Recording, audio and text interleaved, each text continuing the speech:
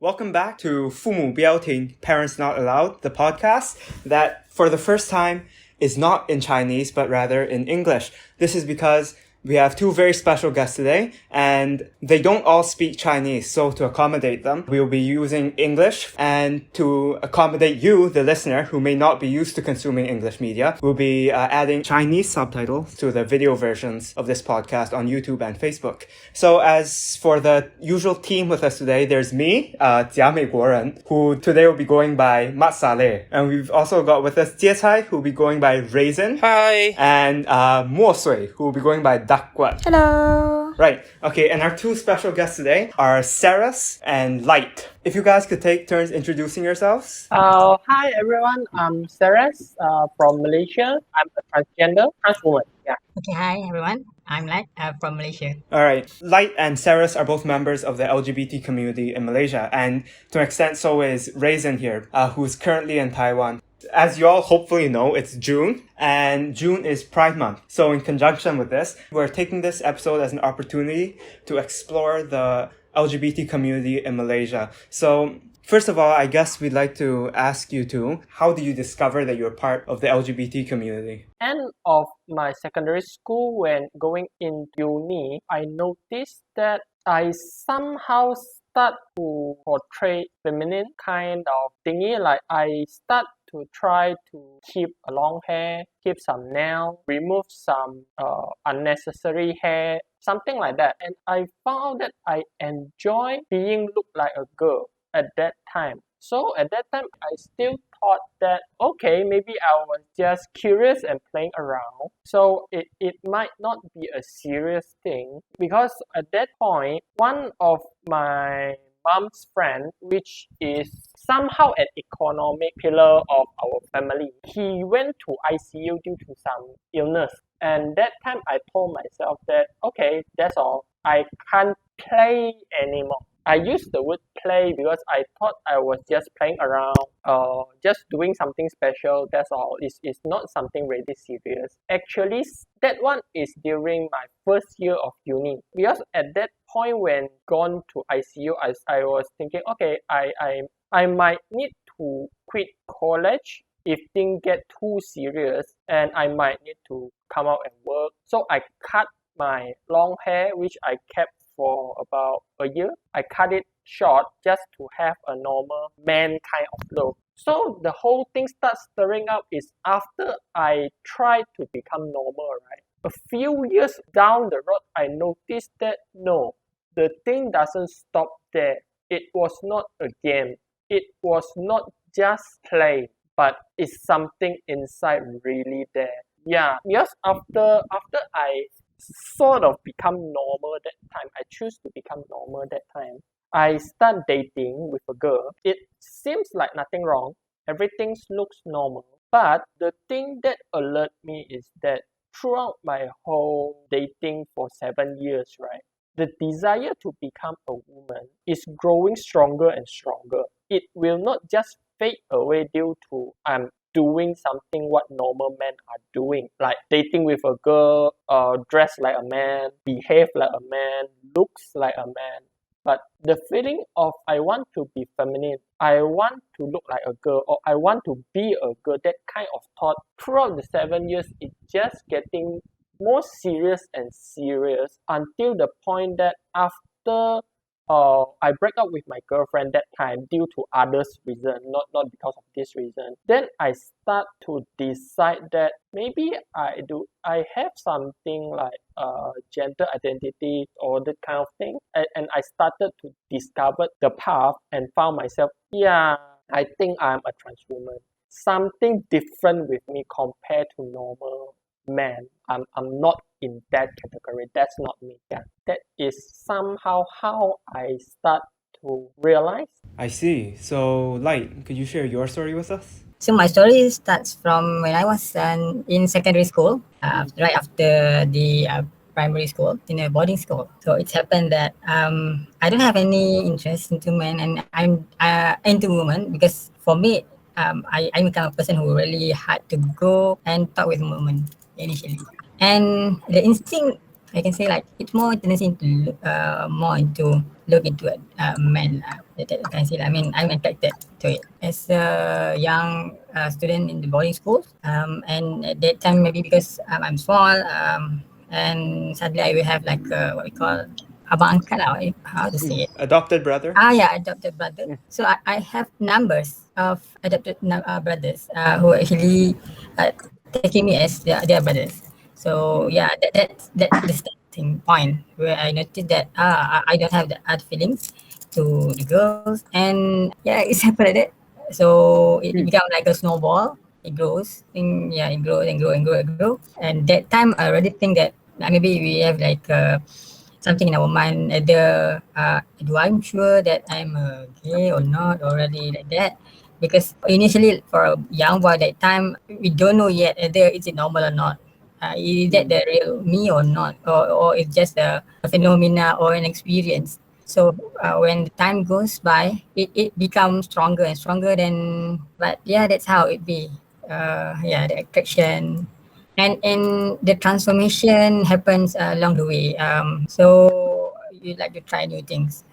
Yes, and the feeling to try new things, it comes from inside. You feel that tendency to more like feminine, to like all the girls things. So at the first moment, I think I have like I'm not sure because from my part maybe like totally difficult because of the situation, the family, the society, and everything. It's hard to make decision and it's hard to show to everybody who you are. But people will know you when they speak with you. What is your tendency? And some of people like us will simply get it. But those who are outside the community, they don't. It's hard for them. But they can guess. That's what I feel. And people say a lot of things. So it's hard to show the real me. So when the times go on, and yeah, you need to collect the courage, go join community, understand something. And until now, I mean, I've been like this since almost right after secondary school, and when I was in university, it's still like this. I mean, I need to hide because when you are someone, when you are in a university and you work with the officers, and at the same time you are close with the lecturers and everybody, and you are trying to achieve something, people will recognize you.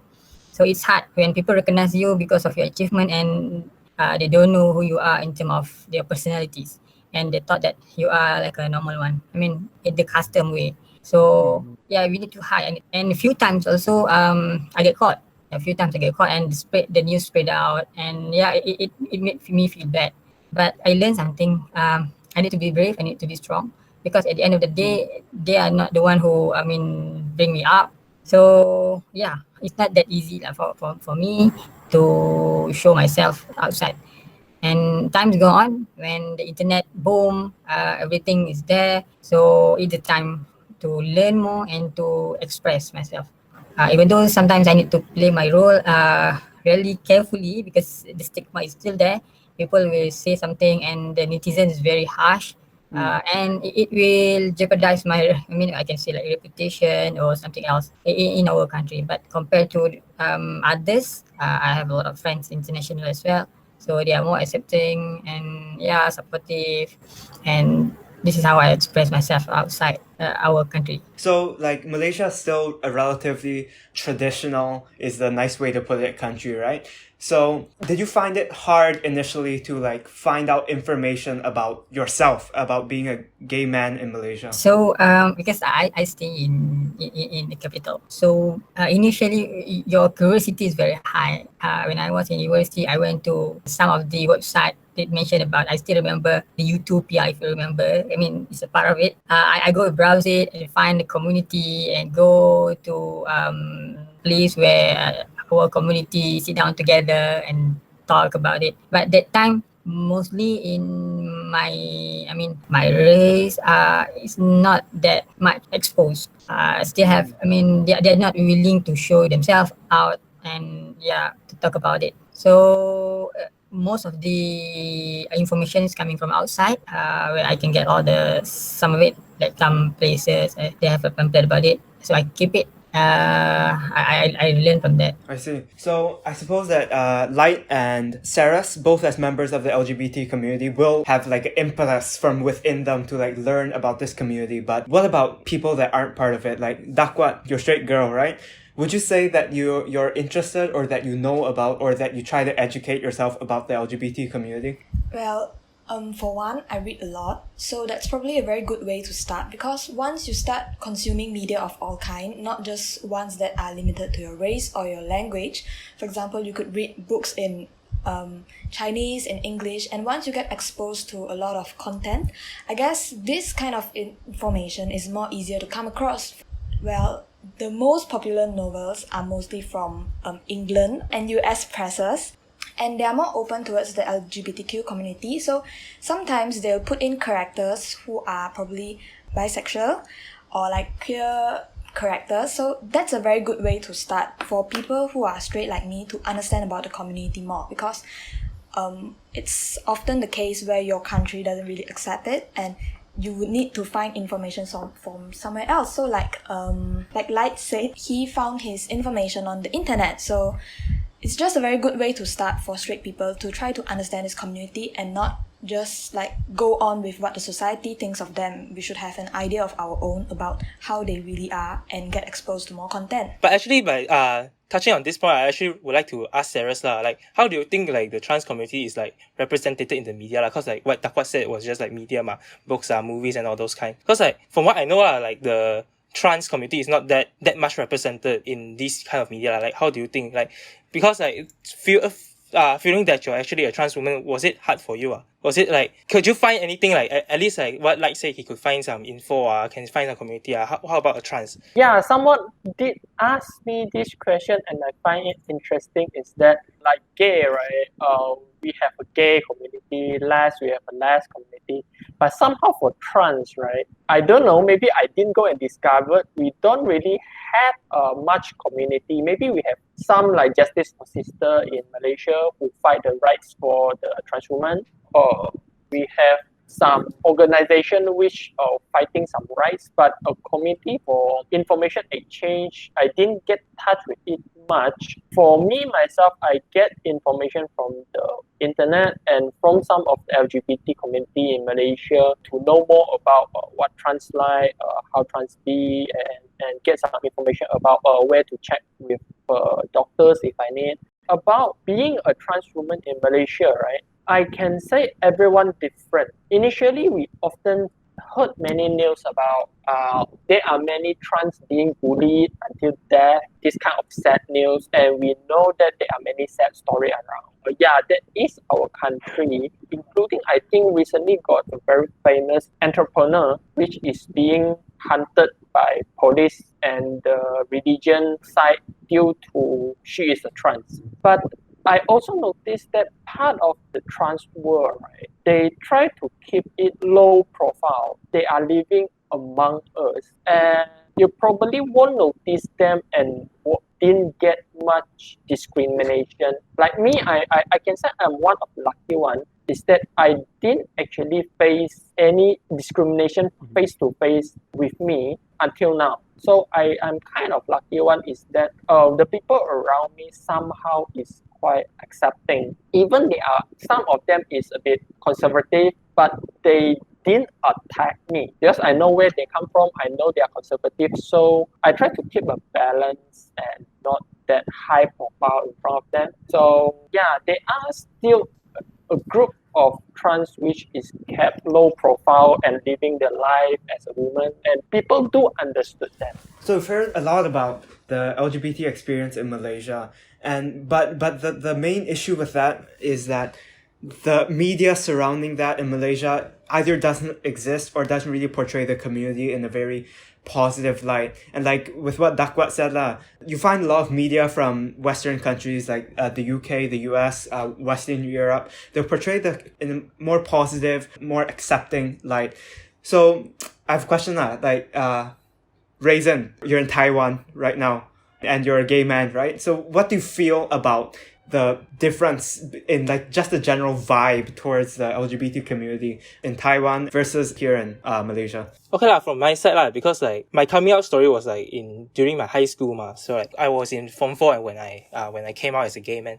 So when you see at that time what happened around me was like you see my friends and family, they were all like very shocked or like they cannot understand the meaning of a gay man, something like that, you know. Like when you say that you're gay, he's like, how? What is gay? Or like, so do you these kind of stuff? It comes up with a lot of stereotypes, you know, and people act like you're some kind of animal in the zoo. But I think it's like when I come to Taiwan, it seems that like, it was a much more friendlier environment in general. Like people actually understand your community. People understand there are different sexualities, and this is a very natural thing.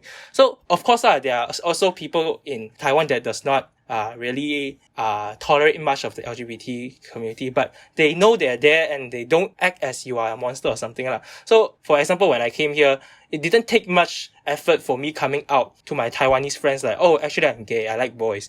Instead, it took like a year or so to actually tell the Malaysian friends I'm here in Taiwan that I'm gay. In comparison, it only took like a week or so for my Taiwanese friends to know. So the pressure is still there, but you can feel that the community in Taiwan is much more friendlier. Yeah, they don't treat you as some kind of animal lah. But another thing from my own experience, right, what I can feel that is the younger generations seem to be accepting more easily. Like initially, the friend around me, like 90s, they have no problem. Oh, you're gay, LGBT, yeah, that's cool, no problem. And now the millennials, right, for them, LGBT is not anything weird anymore. So I'm quite happy that the generation is changing, the mindset is changing. So there's a paradigm shift in like what the mindset of people are. That's also a good thing, but there's still something there. There's still a difference. Like people they are more curious maybe like that.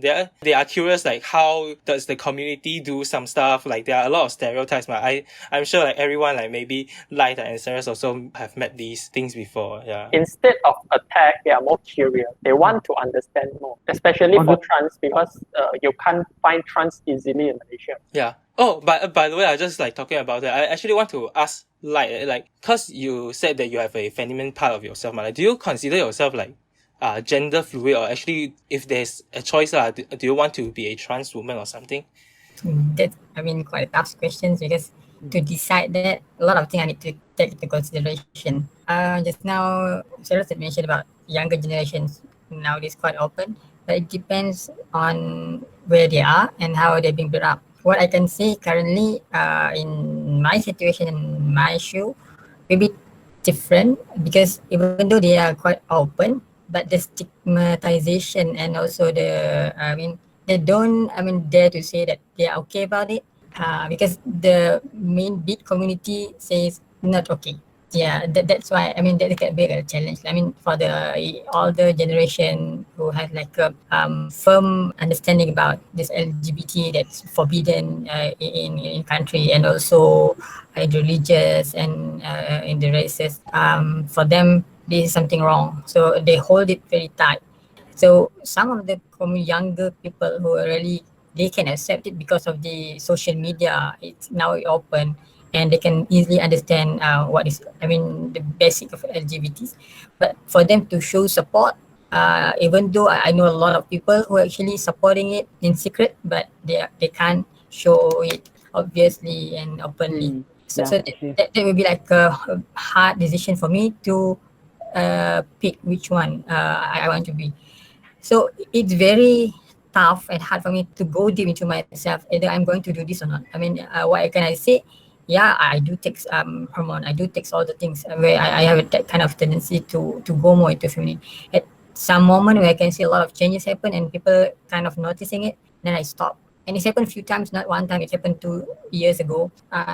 Some of the brave trans, like what Ceres mentioned just now, some of them have a good support from the family.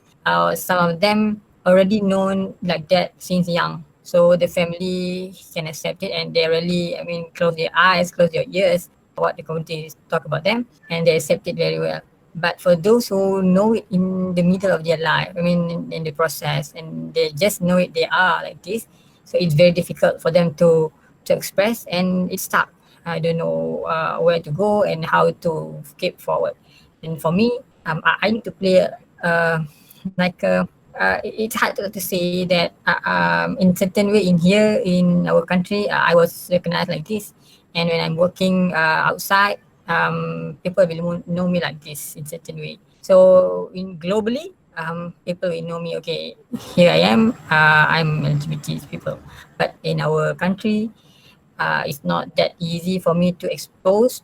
Even though within my community, some of them try to understand, or some of them try to bring me back, like that. What can I say? Yeah, Oh, I see. that's the thing that that are gonna be like a challenge. Yeah, it's very hard and very difficult. I can say that any moms and dad will know who. I mean, they know who you are. They can simply recognize you. You have that kind of tendency, or unless they are not well informed. I think currently in our country, most of people can easily get information, and they know their kids very well, right? So yeah, the hardest thing. So for me to go further, I need to think. Yeah, I have this both sides. I need to present my role very well in this situation. This I am. I will be like I can say like a man, and other situation, yeah, I can be myself. Like that. I But it's see. very difficult to play with the emotion, with the everything need to be double faces. Yeah, Yeah. it's very very hard. And if you are doing something for a country, or you're representing something, and your country want to know who they are, who are representing the country, and the outsiders know you differently, then I need to explain. And the good thing is they understand it. They understand why I need to camouflage behind the name. Yes, Mm. yeah, that thing. I mean, they understand our country very well. So, yeah, so they are very open. They will say that, okay, I like you like this because this is who you are. So, you already show who you are. So you're more able to be your true self when interacting with like the international community. Yeah. Yeah, I think, and also outside of the, circle. Okay, right. There's been some talk about the younger generation, and as Raisin said, there's some signs of perhaps a paradigm shift when it comes to how people view the LGBT community. So I think it's more than fitting to ask the youngest person here, Dakwat, who's 17 and in school right now, about like how the people she knows feel about the LGBT community. So my school is less conservative place. So my friends, let's say my generation, my younger generation, they don't feel that much stigma towards the LGBTQ community. This is what I would say on the behalf of my generation, because one of my best friends, I would say that my friends and also people who are not close with us also accepts the fact that he is gay. Yeah, he's gay, and then he's quite open about it. So if like someone asks him, he would say, but he wouldn't necessarily go tell everyone that, oh, I'm gay, something like that. But he's not shy to say about it. So I would say even people who do not know us and like meet us for the first time and understand throughout our interactions that he's gay, they don't put their surprise on their face or ask very blatant questions like, huh, what is gay? Or no, there's no such thing anymore. They're more like, oh, and maybe if they really have some questions, they would ask in private and not directly to their face. So I would say it's also probably because of how we were raised, like trying not to breach other people's privacy. But there's also a kind of understanding that passes between us that LGBTQ is not a disease. It's not something that's weird. It's there, but people before us chose not to acknowledge this fact. And now we're trying to just make it into something that's supposed to be normal. Because it's supposed to be normal. It's not supposed to be something you push away and try to hide away. It's supposed to be there, but like because of older thinkings and older traditions, and that's what other people were taught to think. So we are just trying to go with what we think is supposed to be correct, and that is accepting everyone as who they are. So is there any sense that gay people or trans people are an oddity or some kind of spectacle to be gawked at? Or is it just like, oh, he's a person, oh, he just happens to be gay or something like that? I think the latter is more common, like, oh, he's gay and it stops there. Yeah, he's gay. But trans people are really less known by people also. I would think that people would be more surprised if someone else came out as trans. But for gay people and lesbian people and probably bisexual too, they are more tolerant and more knowledgeable about what they really are. So I think the biggest effort people should do, especially like our generation should do, is to understand more about this trans community because it's not very represented well.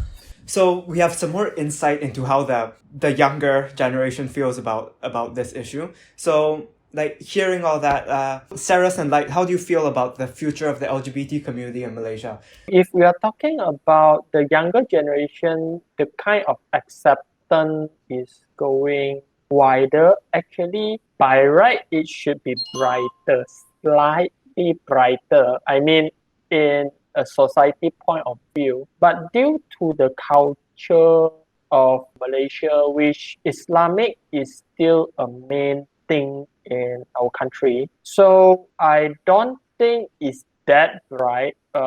It's somehow still hanging there, hold on there. I can't say it will be bright, and it do need effort. Maybe we might have some big change 10 years later or 20 years later. Then we might see something in our country. I mean, among the overall, the whole country and the government and the law enforcement kind of thing. Like what I say, yes, since the younger generation, the acceptance level is getting higher and slightly more open-minded, right?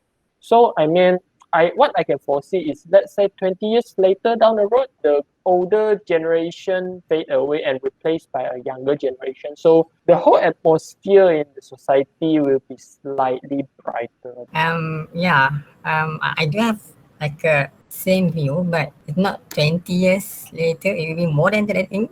Maybe 20 years. It depends who you are, where you are, because maybe you guys because we are in a different community, so even for me to show up and I have a boyfriend also, that's hard. It will take a long time. Even in our community, it will be totally slightly different because, I mean, with all the scandals and all the issues that have been created by all those trans people, it makes that recognized and people know about it. And it can be traced easily.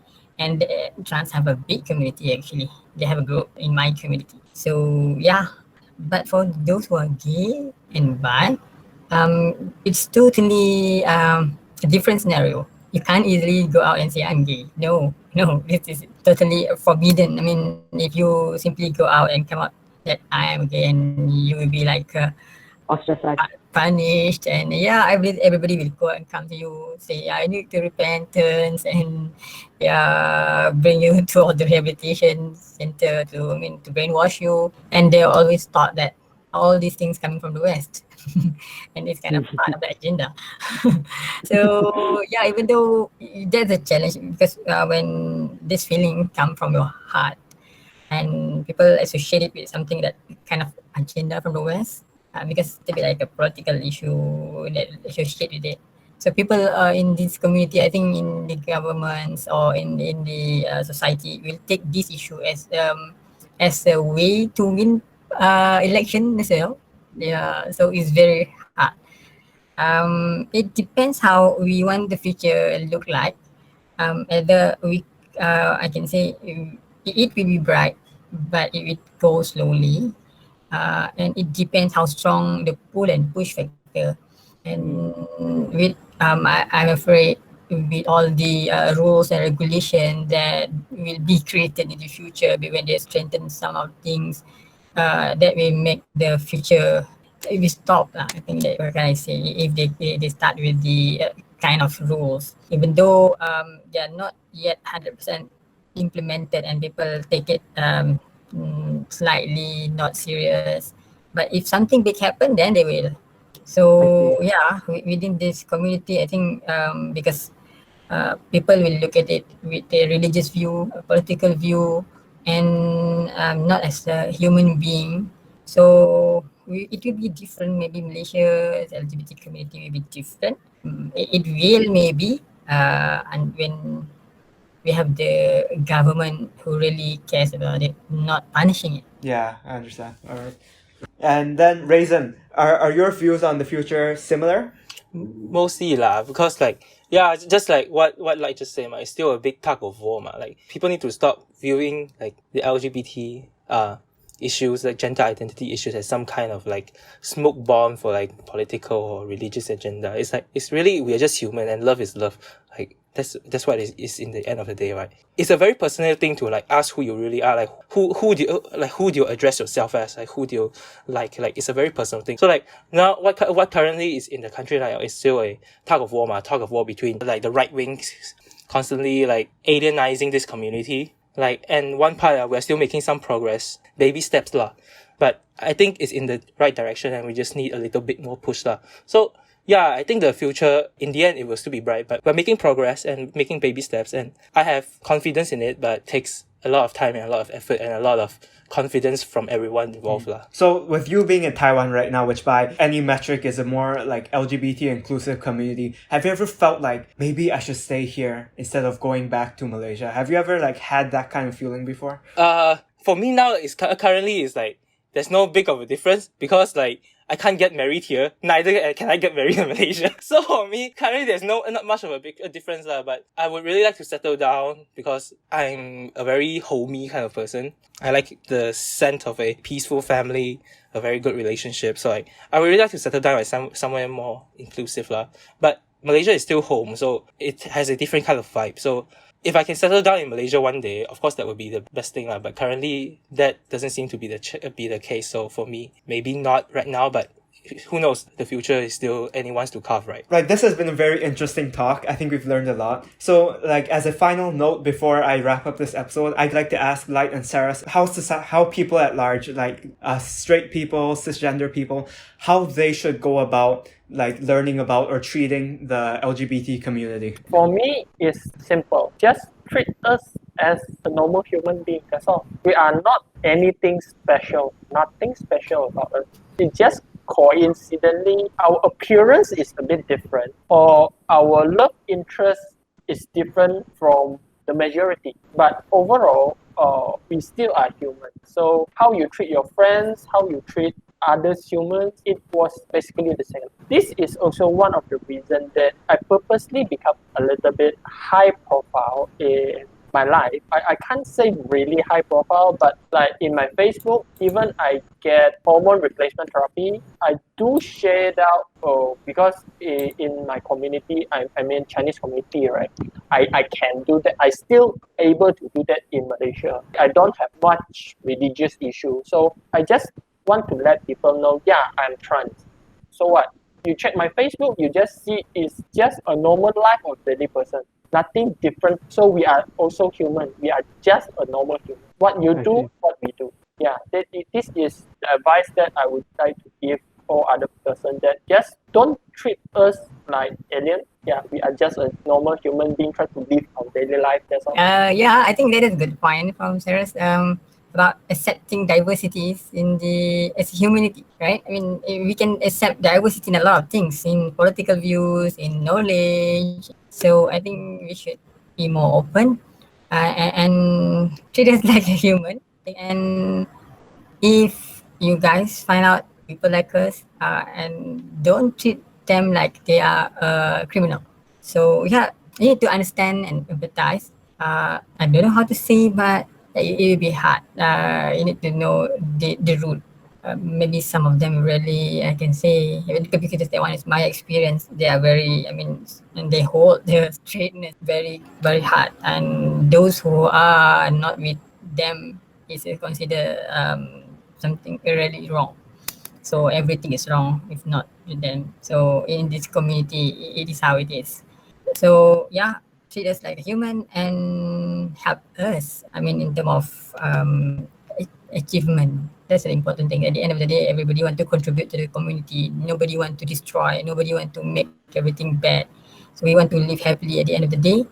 So yeah, don't treat us like the criminals. Yeah, maybe I add on a little bit on top of that, is that maybe if you are a person that you disagree with LGBT, right? Nothing wrong with that. Just a pure personal opinion or mindset. Nothing wrong with that. But what you can do is just leave us alone. That's all. Yeah, thank you. That's a powerful note to end on. All right. I hope you all agree that this was a very interesting, insightful episode. I'd like to once again thank our two guests, Ceres and Light. I really hope that you, the audience, have enjoyed and at least learned something from this episode. That's all we have to say for tonight. Goodbye. For tonight, goodbye. For tonight.